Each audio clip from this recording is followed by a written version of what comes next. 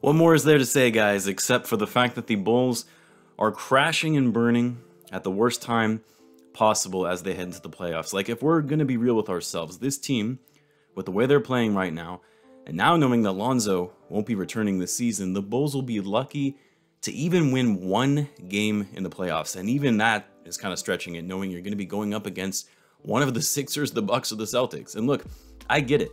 The Bulls were playing in a back-to-back. They're going against one of the hottest teams in the league. I believe they were 25-4 since January 29th. Like, you know, this is going to be a tough game for the Bulls. And you anticipate that it's probably going to be a loss. But even still, it doesn't excuse the absolutely piss-poor effort from the Bulls tonight. Like, I think this was probably one of the most frustrated times I have been as a Bulls fan this season in watching one of their games. Because the guys just didn't look like they wanted to be there. They didn't look vested into the game. They were one step behind in the Celtics on every possession. The defense was terrible. The offense was horrendous. Guys looked lost out there. There was no flow or continuity with their ball movement. And you sometimes don't realize how bad it is, meaning the Bulls and their offense, until you go against a team like the Celtics, who are one of the best passing teams in the league and move the ball so smoothly. Like, we talked about how if you had to choose a team that you wanted to see in the first round, like, you probably, pick your poison between the Celtics, Sixers, and Bucks. We kept saying, oh, it's the Celtics, no question. Not saying that we would beat them in a 7-game series, but the Bulls would have the best chance to make it competitive against them over a team like the Sixers and the Bucks. But I think after watching tonight's game, it really doesn't matter who they play. It's not going to be a competitive series, period. It sucks because as a Bulls fan, it doesn't really make you look forward to the playoffs, but hey, maybe somehow the Bulls can turn it on once they reach the postseason. Maybe Lavine can hit a new gear and look like he was playing at the beginning of the season. Maybe Vucevic can get back to his old all-star self. Maybe Coby White will start shooting out of his mind. But yeah, I know it's wishful thinking. Now, as for the game, I mean, really, what else is there to say other than the fact that the Bulls were never really in this one? Like, they made a couple of small runs to bring it within 12 points or something like that, but the Celtics completely controlled this game from start to finish on both ends of the floor.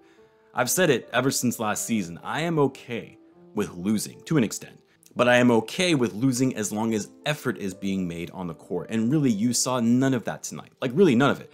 At least in the game last night against the Bucks, there was some effort in pushing the pace, hanging around the game. DeRozan played well, Patrick Williams played well, but really tonight, outside of some nice hustle plays by Javonte Green, who else was really playing with effort tonight? The Bulls' big three tonight were completely off. DeRozan, 16 points on 6 for 6 shooting, 5 assists. He was minus 18 when on the court, which was actually better than the other two. Vucevic, 13 points, 7 rebounds. He shot 5 for 13. I guess it was better than last night, but not by much, especially because this was a game where he should have been able to feast with no Robert Williams. But instead, you saw Al Horford and Daniel Tice dominate Vucevic. Horford didn't miss a shot in this game. He was 7 for 7, and Tice had 15 points as well. Vucevic was also minus 23 when on the court. And then Zach Lavine, who I really don't know why he played tonight. Like, after Zach being out the last game, the Bulls already clinching the playoffs, guys who are even slightly injured probably shouldn't be playing. Like, it's not really worth risking an even greater injury. And it's not like Lavine was effective anyway. Like, guy had 7 points on 2 for 9 shooting, missed every single 3 that he took, going 0 for 5, and he was a team worst minus 24 on the court.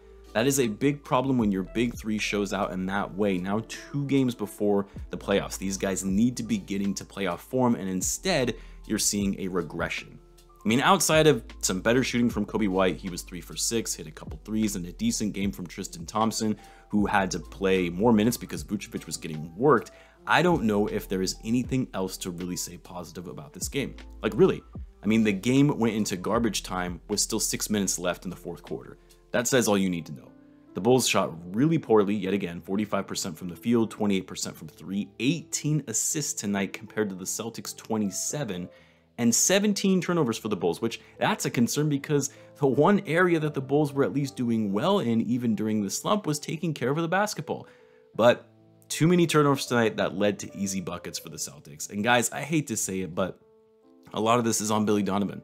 Like, a team that was playing so well and played with such confidence and high-tempo offense at the beginning of the season to just completely fall apart, to go 0-18 against the top 3 teams in each conference, to not make the necessary adjustments, to recognize that issues with the Bulls' offense and running ISO plays, to not having a game plan for when teams start to figure out that all you have to do is double up DeRozan and the Bulls are limited on offense, or to run the pick and roll against the Bulls because they don't know how to defend it. Like, these have to be your top priorities of fixing when it becomes apparent that it's a massive problem. That should be your top priority as a coach, especially when you're about to head into the postseason.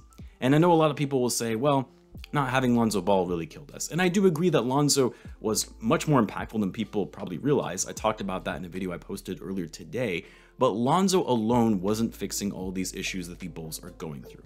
There's a clear lack of effort going on with the team. There's miscommunication on the offensive end that has really broken their system that was successful at the beginning of the year.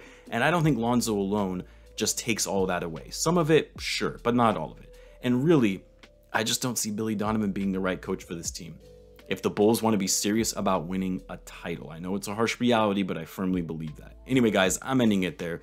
Too frustrated to talk more about this game. Help me out, leave a like on the video and subscribe if you like the content. Hopefully the Bulls can win these last 2 games of the season, but I don't think we should be getting our hopes up. Until next time, guys, as always, be sure to subscribe if you're a Bulls fan, as I do post daily Bulls content. Thanks again for tuning in, guys, and I will catch you in the next one.